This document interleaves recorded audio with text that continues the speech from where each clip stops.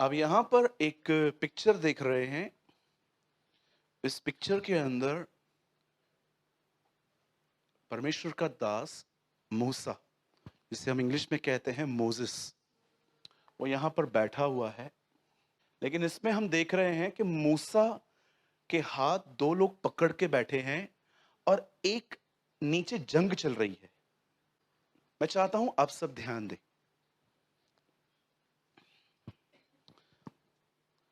इन दिनों में मैं ऐसा महसूस करता हूं, जब मैं लोगों के साथ रहता हूं, उनके साथ हम बातचीत करते हैं, बैठते हैं, तो मैंने कई बार ऐसा देखा है कि मैं कुछ लोगों को देखता हूं, उनके लाइफ में जीने के प्रति उनके पास कोई उत्साह नहीं है। ऐसा लगता है बस दिन काट रहे हैं ये लोग, जी रहे हैं। एक ऐसे भी लोग होते हैं जो अपने जीवन में, अगर आप उनकी लाइफ को देखोगे ना, तो आपको रियली देख के इनको पता चलेगा actually they are the people. ये वो लोग हैं जो जिंदगी जी रहे हैं। लेकिन बहुत बार हम लोगों से मिलते हैं ना, हमें ऐसा लगता है, मुझे फील होता है कई बार कि एक्चुअली ये दिन काट रहे हैं बस। और जानते हो, उनके थकने का उनका मुख्य कारण ये है, वे अपने हालातों से लड़ रहे हैं। आप सबके जीवन में कुछ हालात होते हैं। यहां पर कोई किसी को जज न करे। अगर आपको कोई हैंडशेक नहीं कर रहा, आपसे कोई बातचीत नहीं कर रहा, या हो सकता है कि आपने किसी को देखा कि उसके उसका मूड ऐसा है, उसको न्याय करने से, उसे कठोर और एटीट्यूड से भरा होने से पहले, कई बार क्या होता है जब हम लोगों से मिलते हैं और अगर वो हमको अच्छे से ट्रीट नहीं करते ना, हमें लगता है ही एंड शी हैव एटीट्यूड, इनको अपने ऊपर कुछ कुछ घमंड है। लेकिन मैं आपको बताना चाहता हूं, कई बार ऐसा नहीं होता। उनकी जिंदगियों में कुछ हालात हैं जिसकी वजह से उनका माइंड दब चुका है। आप जानते हैं एक दिन क्या हुआ? द बाइबल सेज, वचन कहता है, इज़राइल के लोग जब मिस्र से निकले तो एक ऐसी प्लेस पे पहुंचे जब इस बड़ी पलटन पर कुछ लोगों ने हमला किया। और उन दिनों में परमेश्वर मूसा को एक बात कहते हैं, तू एक काम कर, तू पहाड़ पे जा और अपने साथ दो लोगों को लेके जा। और जब मूसा उस पहाड़ पे जाता है, तब परमेश्वर उसे कहता है अपने हाथों को उठा।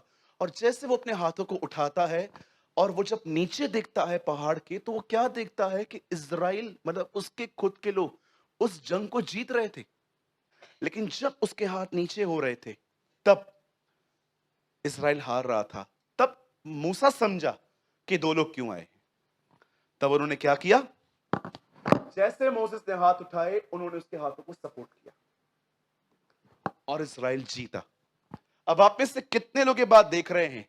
यहां दुआ हो रही है, वहां पर दुआएं हालातों से लड़ रही है। अमेजिंग ना? यहां पर प्रेयर हो रही है और वहां पर उनकी प्रेयर की वजह से कोई उनके हालातों से लड़ रहा है। मैं आपको एक बहुत अच्छी टेस्टिमनी बताता हूं जो मैंने रायपुर में सुनी, और उसके बाद मैं फाइनली अपने वचन में आऊंगा जो बहुत ही औसम है। हम प्रभु को उसके लिए महिमा देंगे। सुनिए, मैं रायपुर में एक बहन से मिला। उस बहन के दो लड़के हैं। देखो कितने अपोजिट हैं दोनों। एक पास्टर है, दूसरा, उसको देखकर आप ये कहोगे कि कितना खतरनाक है। हर तरह की बुराइयों में फंसा हुआ था वो लड़का। अब ये माँ जो सवेरे उठती थी, और मैं प्रभु को सारी महिमा देता हूं इसके लिए, कोई हमारी योग्यता नहीं है इसमें, वो मुझे बता रही थी, ब्रदर, मैं जैसे मॉर्निंग में उठती हूं ना, मैं पहले पहले आपका सरमन सुनती हूँ। और कभी कभी तो ऐसा करती हूँ, मैं जो मेरा मोबाइल है ना, उसको ब्लूटूथ से कनेक्ट करती हूँ और वो स्पीकर अपने एरिया के बाहर रख देती हूँ, सब सुने। वो मुझे बता रहे थे मीटिंग के बाद। तो उन्होंने कहा, मेरा एक लड़का है, वो सारा दिन पबजी खेलता है, स्मोकिंग करता है और बहुत कुछ गलत कामों में है। तो वो मुझे बता रहे थे, कह रहे थे, बता, स्टार्टिंग के डेज में है ना, हमने अपने घरेलू पास्टर को बहुत बुलाया। वो कई बार घंटों उनके साथ बैठा, बातें की, उसको समझाया, ये मत कर, तेरी मदर तेरे, ओ सॉरी, उसके फादर नहीं है, बोला तेरी मदर बहुत डिस्टर्ब हो रही है। सिंगल मदर है वो।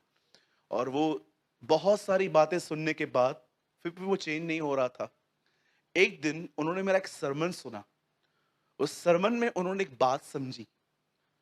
उसमें मैंने एक बात कही थी, परमेश्वर का काम मत करो। आई थिंक आप में से भी कुछ लोगों ने वो देखा है कि परमेश्वर का काम मत करो। परमेश्वर का काम जानते हैं क्या है? कि आप वो जो करेगा ना, आप करने की कोशिश करते हो। अभी आप बताइए, आप में से कितने लोग हैं जो दूसरों की जुबान और मन को कंट्रोल कर सकते हैं? नहीं कर सकते आप। बोल रही थी इस सरमन को सुनने के बाद है ना, मैंने अपने बेटे के लिए 5 महीने कंटिन्यू प्रार्थना की और हर 3 दिन में एक दिन में उपवास करती थी उसके लिए। मुझे पता है कि प्रभु का आना बहुत जरूरी है, बहुत जल्द है, और ये लड़का रह न जाए। और बोल रही थी मैं जितना इसके लिए प्रेयर कर रही थी ना ब्रदर, मैं उतना ही क्या देख रही थी कि इसके हालात खराब होते जा रहे थे। जहां पर ये जॉब करता था, उस जॉब से भी इसको हाथ धोना पड़ा। और कहां ना कहां इसके दोस्त जो थे ना, वो भी इसको धोखा देने लगे।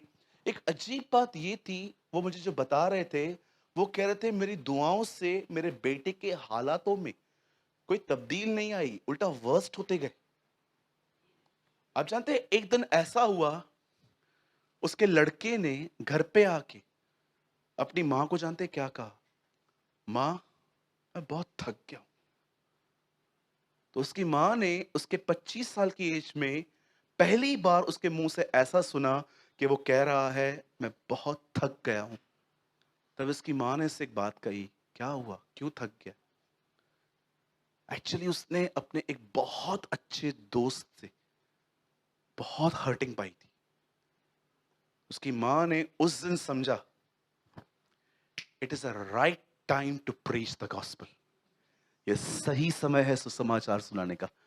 तब उसके लड़के को उसने बताया यीशु के लिए कि तुझे मैं कितना समझाती हूँ। सुन, आज सैटरडे है, शनिवार का दिन था वो उनके लिए। बोला कल संडे है, तू कल चल। आप बिलीव करेंगे क्या हुआ? जिस दिन वो एक चर्च में गया, वहां पर एक परमेश्वर के दास आए थे। उस परमेश्वर के दास ने उसको आगे बुलाया और उसके लिए कुछ प्रोफेसी की कि तेरे लिए ये होगा। उस बहन ने इतना तक मुझे बता के मुझे उसने कहा, भैया अभी आप 1 मिनट यहीं पर रुकिएगा। मैं ऐसे खड़ा था, अपने साथ एक लड़के को लेकर आई। बोला ये टोटली चेंज। आप जानते हैं अब वो लड़का क्या करता है? अब वो लड़का सुसमाचार प्रचार करता है।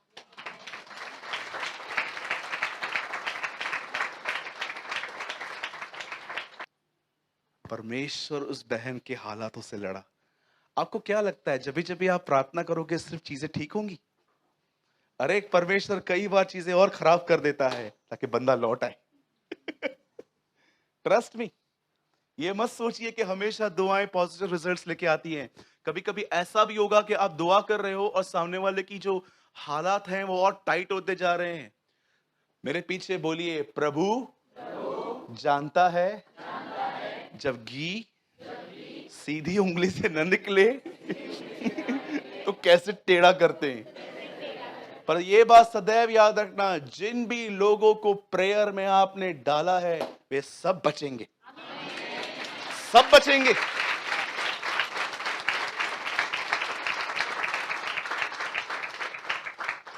ठीक है, आप किसी को बदलने की कोशिश मत करो। ये काम करो, जाओ पहाड़ पे, आपका घर आपका पहाड़ है, वहां पर घुटने टेको। अरे कलीसिया, यीशु मसीह के नाम से कहता हूं, ये दुआओं के दिन है। विश्वास कीजिए, प्रार्थनाओं के दिन है। अरे चलते फिरते उससे बात करो। ये मत सोचो कि वो घुटनों वाली दुआ ही सुनता है। हर जगह पे जहां कहीं भी आप बैठे हो, प्रे प्रे प्रे। दुआ करने वाले व्यक्ति बनो। कभी कभी तो ऐसा बनो कि किसी के साथ बैठे हो ना, उसको दिखे भी नहीं, but you are in prayer, आप दुआओं में हो। उम्मीद करता हूं कुछ लोग इसे गंभीरता से लें। बहुतों से तो उम्मीद नहीं है, लेकिन कुछ से जरूर है कि आप इसे गंभीरता से लें। आमीन।